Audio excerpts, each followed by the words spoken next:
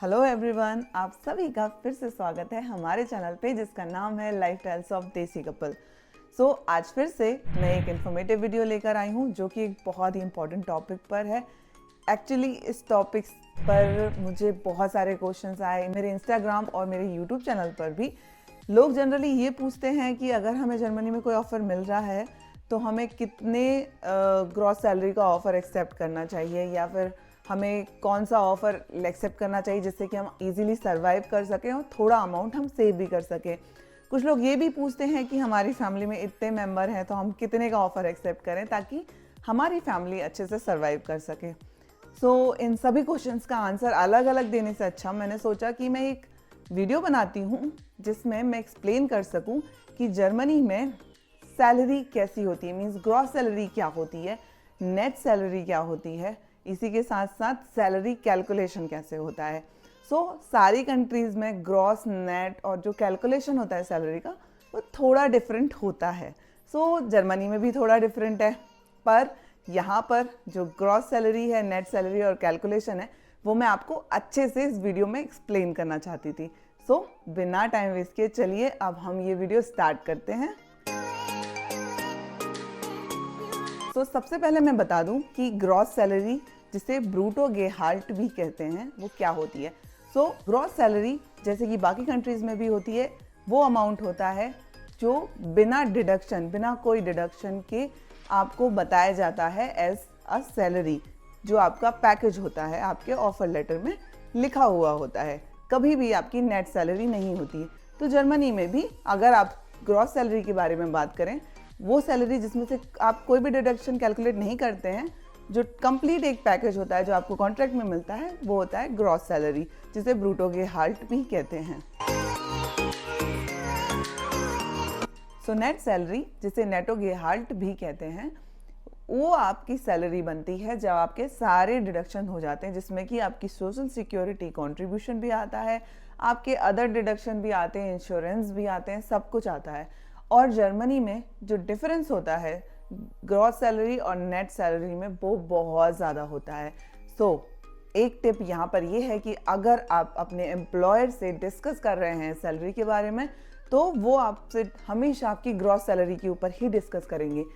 आपको एक बहुत बड़ा अमाउंट डिफरेंस अपने दिमाग में सोच कर चलना होगा कि अगर आपने इतने 1000 यूरोज़ और इतने यूरोज़ पर मंथ की सैलरी एक्सेप्ट की है, ग्रॉस सैलरी एक्सेप्ट की, तो आपको एक बहुत बड़ा अमाउंट का डिफरेंस के बाद ही आपकी नेट सैलरी मिलेगी।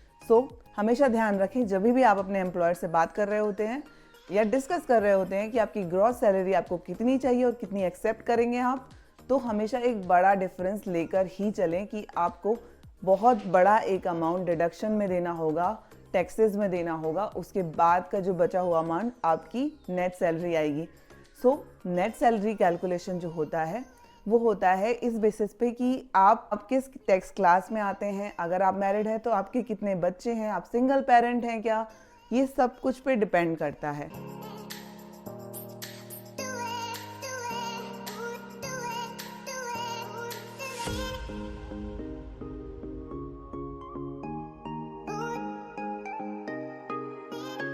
और अगर आपको ये डिटेल में देखना है तो मैंने इसके ऊपर एक ऑलरेडी वीडियो बनाया जो काफ़ी एक्सप्लेन्ड वीडियो है, काफ़ी बड़ा वीडियो है, बट उसमें सब कुछ मैंने एक्सप्लेन किया है कि सैलरी कैसे कैलकुलेट होती है और आप किस कैटेगरी में आते हैं, वो कैसे डिसाइड होता है कि आप किस टैक्स क्लास में हैं।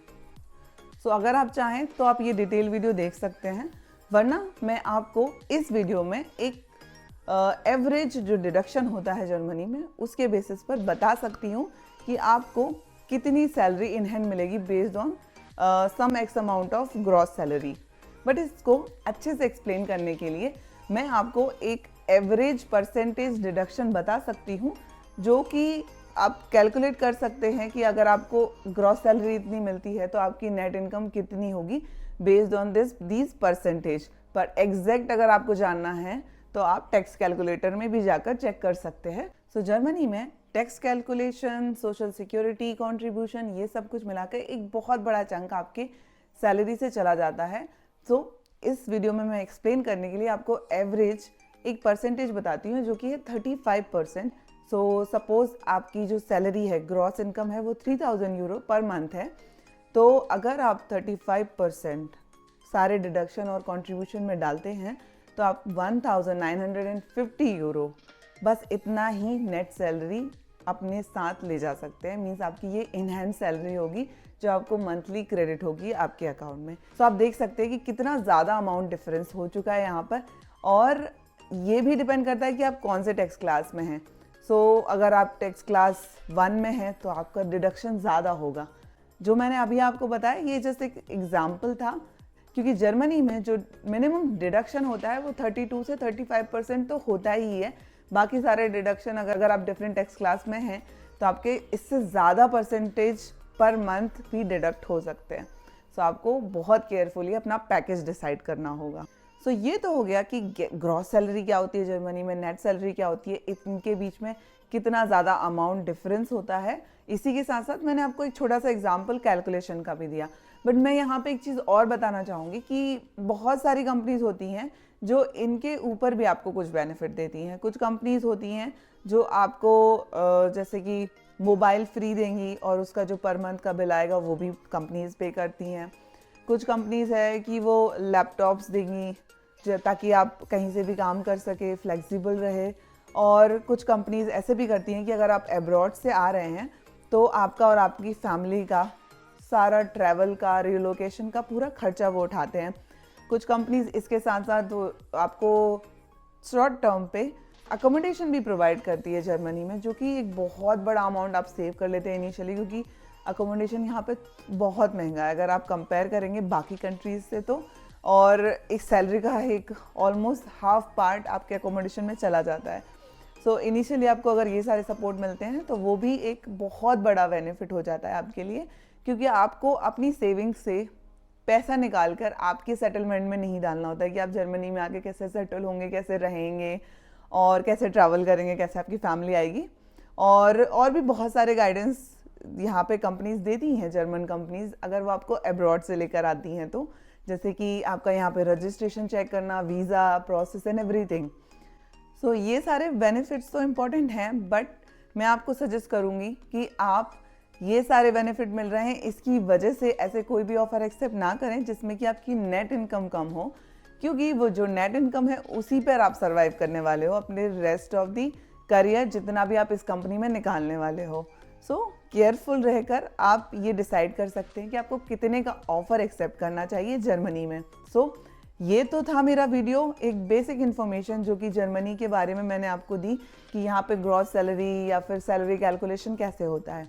अब हमारे नेक्स्ट वीडियो में मैं आपको बताऊंगी कि जो पे स्लिप है वो कैसी होती है जर्मनी में। सो मैं आपको एक्सप्लेन करूंगी कि जर्मन पे स्लिप में क्या क्या होता है, डिडक्शंस क्या क्या होते हैं और कैसे स्ट्रक्चर होती है यहाँ की पे स्लिप।